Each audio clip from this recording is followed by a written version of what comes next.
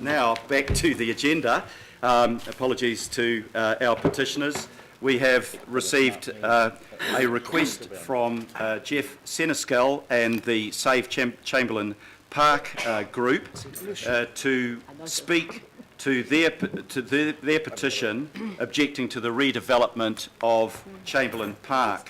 I have accepted this petition, but I just ask councillors to be mindful of the fact that Save Chamberlain Park has applied to the High Court for a review of the decision of the Albert Eden Local Board, which is the subject of that petition.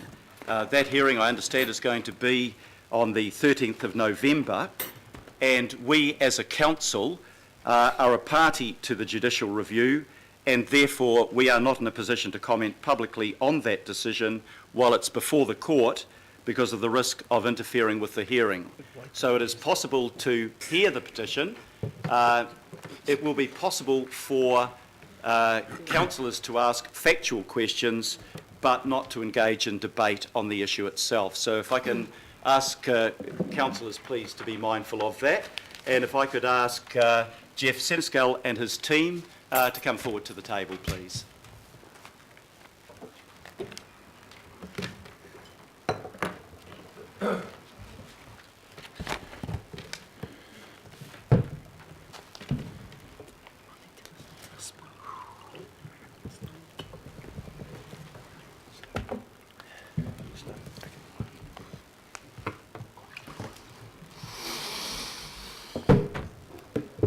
E te koro matua,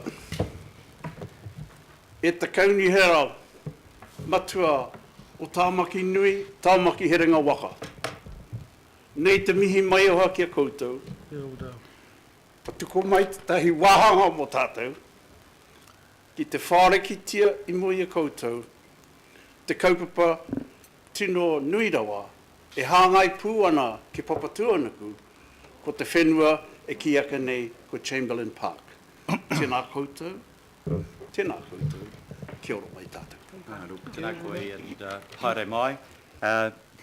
Thank you very much for your introduction, and Jeff, if I can ask you to introduce Hare and the rest of your team to councillors. Sure. Kia ora, Hare and Richard Quince and Louise Kane here. First, thank you, Mr Mayor and councillors, for receiving our petition here today. My name is Jeff Seneschal and I'm Chair of Chamberlain Park Incorporated. We present you with 5,744 signatures of people who say no to the needless and costly redevelopment plans for Chamberlain Park. So what's at stake here? In the words of the New Zealand Herald, Chamberlain Park is a city gem. It is a gem enjoyed by the many, not the few. It is a well-loved and well-used facility that has allowed public access to the game of golf for 78 years. With over 50,000 rounds a year, Chamberlain Park is one of the busiest courses in Auckland, not to mention internationally. Chamberlain Park is affordable and blind to all social distinctions. It is open to anyone, everyone, anytime. Its users are many and varied. They include the men's and women's clubs, along with other social and cultural groups. There is a wide ethnic diversity of players, and the park is particularly popular with the Maori and Polynesian communities. On occasion, you'll see the likes of Carl Urban or Oscar Kitely there. The Warriors and the Auckland Blues sometimes use the park, and on summer weekends you'll see Vic Pitahi, an 80-year-old Maori gentleman, teaching local kids the game. Unlike other sports like rugby and soccer, golf is a game you can play through your entire life, so it attracts not only young people but also the 60-plus age group. Indeed, there are a number of 80-plus regulars at Chamberlain Park. Chamberlain Park is a truly successful public recreational facility. So what has been proposed by the local board would simply wreck this, and once its plans are implemented, it would never be recovered. Chamberlain is one of only 2 public 18-hole courses servicing all of Auckland. Carving up the course would be an act of oppression against those who cannot afford to play at a private club. These people, the many, would be deprived of their recreation. Chopping Chamberlain also fails to recognise that golf is the #1 participation sport in Auckland. Demand to play golf is only going to increase as population increases. What's more, There's no shortage of publicly available green space in close proximity to Chamberlain, so you have to question the sense of in messing with this well-used space. The local board, none of whom I'm assume play golf, would have you believe there is demand for a 9-hole course. This is simply not true. Golf is an 18-hole game. Just go and ask Lydia Coe or Ryan Fox. Try telling any club that it has to give back half its land. Why is it fair to disadvantage those with the least options? The local board would have you think that the Chamberlain Park is a drain on resources. Well, it recently generated more than $200,000 in cash in the 15-16 year and has been cash positive for the past 3 years. How many other public sporting facilities are self-funding? And it's not just about golfers. As Stanley Palmer recently pointed out in the Herald, parks are the lungs of a city. In spite of all the attributes I've outlined, the local board ironically wants to chop down the trees at Chamberlain to accommodate a 9-hole golf course, artificial turf for sports fields, concrete paths, roadways and car parks, as well as buildings to accommodate a driving range and perhaps an aquatic centre. Contrary to the local board's rhetoric, its only eco-initiative involves the restoration of the polluted Meola Creek, of which only a small part runs through Chamberlain Park. We agree the creek needs fixing, but you don't need to carve up the course to achieve this. Even the neighbours, the supposed main users of the secluded area, are up in arms about what the local board is proposing. In fact, the entire premise under which the local board has justified spending $30 million of ratepayer money is based on flawed information around the lack of usage, lack of green space and lack of sports fields. We've repeatedly challenged them on this with facts, but they have been ignored. Then the local board has justified its redevelopment plans through a distorted consultation process that has completely bypassed the existing 18-hole course as an option. Imagine if we had a New Zealand flag referendum and we excluded the present flag as an option. In spite of the skewed process, the local board still only mustered less than a third of the public voting support for change, then proceeded anyway.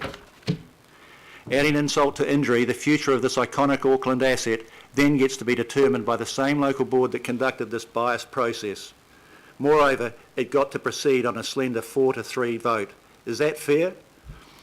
Let's for a moment imagine a situation in the future where Chamberlain Park becomes a 9-hole course. And let's imagine usage drops right off and there's nobody really wants to play at the shortened game. A new local board might then justifiably say we need to replace it with housing. Okay, we do need housing, but surely not as a result of poorly thought out planning. Such an outcome plays into the hands of the bankers who would have Auckland turned into a dormitory, a place to sleep and work, by selling off our green spaces for housing to generate funds for much needed infrastructure development. But does this make sense for our city? And what kind of city do we want Auckland to be? Look at London, which has sustained high population growth and intensification of housing, but has been able to retain significant green spaces such as Richmond Park, which supports a public golf course. Wimbledon Common Golf Club is another great example of public inner city golf course, and Melbourne has 40 public golf courses. Chamberlain Park is not spare land, and its future should not be determined by the narrow and flawed thinking of a profligate local board.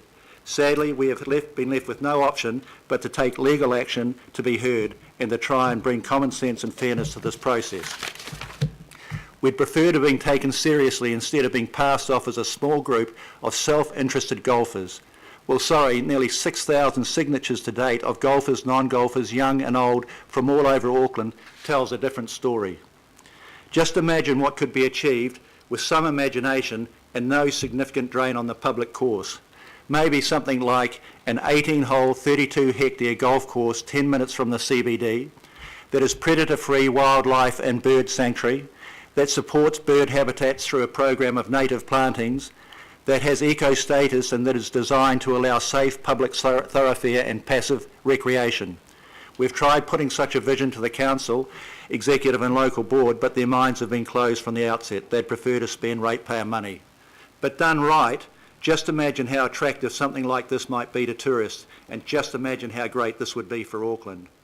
Jeff, I'm just you're way over length. One sentence. Okay, thank you. Happy to move an extension. Our group would like to see proper consideration and genuine consultation in the interest of preserving and enhancing the precious community asset. As one petitioner wisely posted, our forefathers are remembered for the green spaces they did not cut up, rather than the land they did. Thank you. Sorry I went over.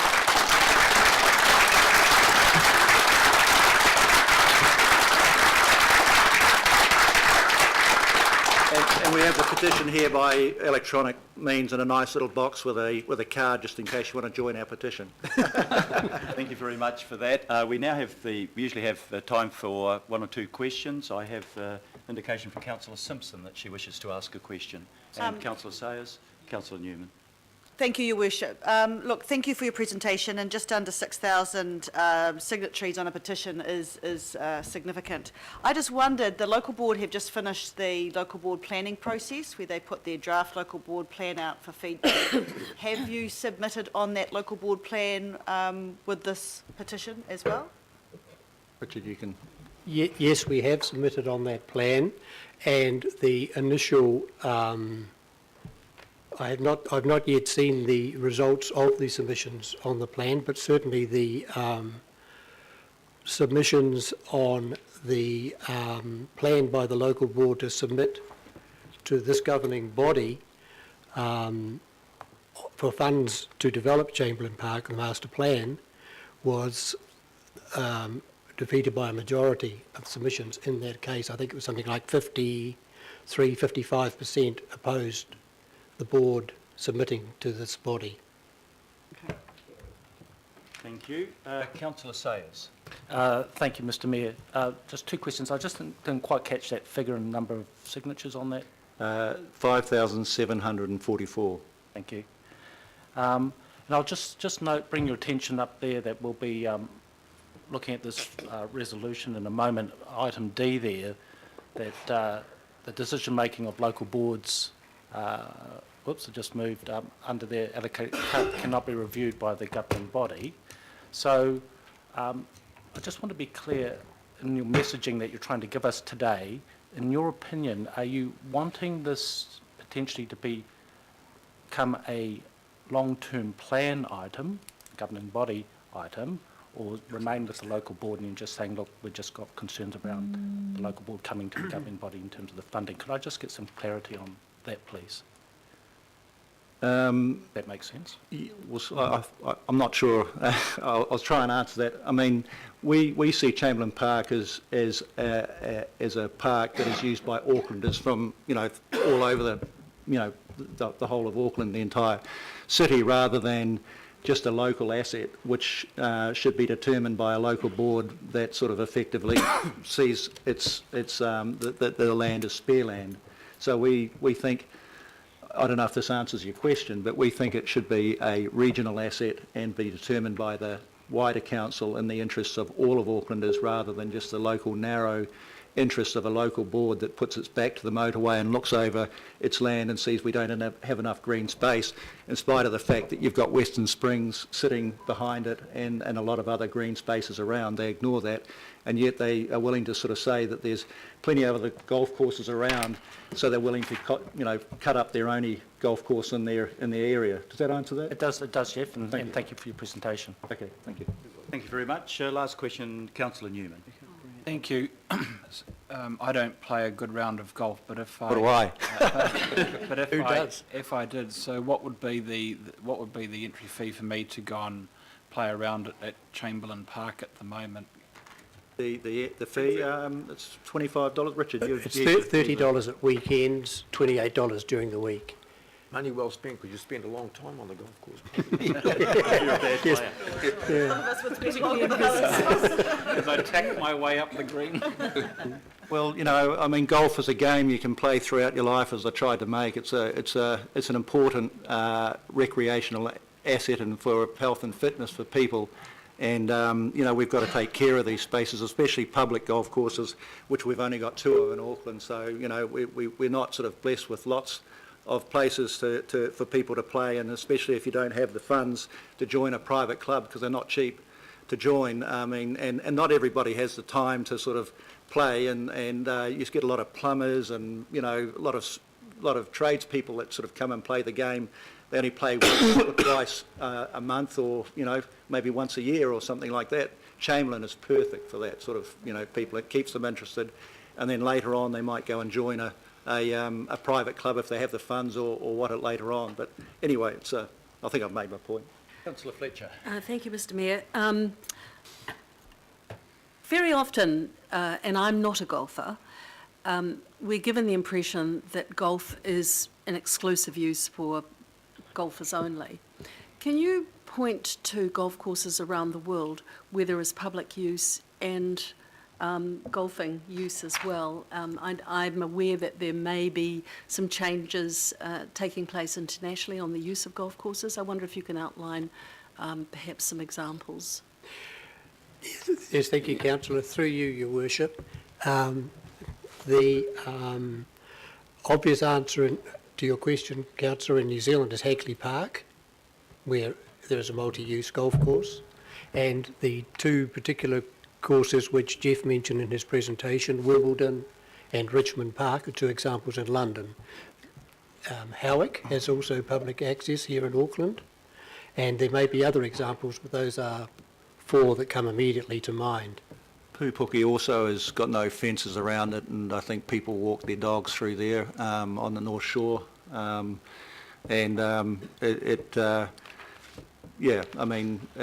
Richmond Park, I think they treat their golf courses are great places to preserve the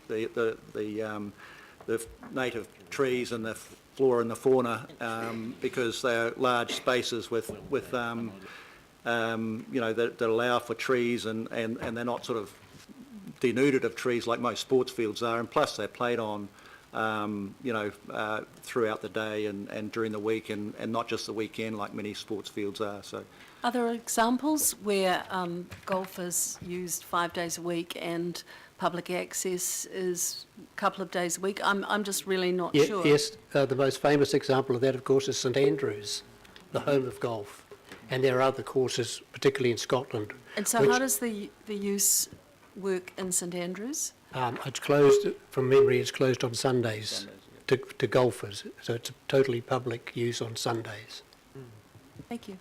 Thank you very much. Last question, Councillor Cooper. Thank you. I just really want to ask about the process here, because you note in D that the governing body under the current legislation has no recourse to review local board decisions, and so for you, is that a concern to you that you've had to go to court rather than have another local government lever that you've had to go outside, and is it possible to give us an indication of what's this costing? We didn't want to go to court, obviously, and we've got to give a little campaign going where we've got some funds, and we've got our two lawyers here, Julian and Doug, at the back there that are kindly supporting us with their time and sort of very reduced rates to sort of get this through. We don't know how much it's going to cost in terms of the whole process, but we do have enough money to get us to where we need to go. And I'm not sure if I'm answering your full question. Well, I guess it's just we don't have any way of doing anything. Yes. Unfortunately, in the current setup. Right. So you've been forced to go to court. Forced to go to court to seek. Sorry. Do you want to? Thank you. Sorry. Thank you. Councillor Quacks, last question. Thank you, please. Mr. Chairman. Mr. Mayor, I know this golf course quite well. I used to play golf on it many, many years ago, and I also used to run on it with Peter Snell. So it is a multi-purpose use in that respect. Nobody ever kicked us off, as opposed to some of the other golf courses that you try and run on. Too fast.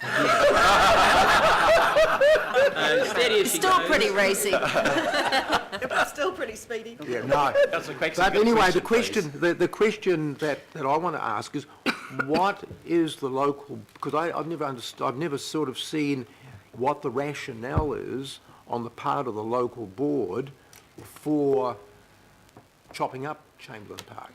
What is the rationale that they put to you?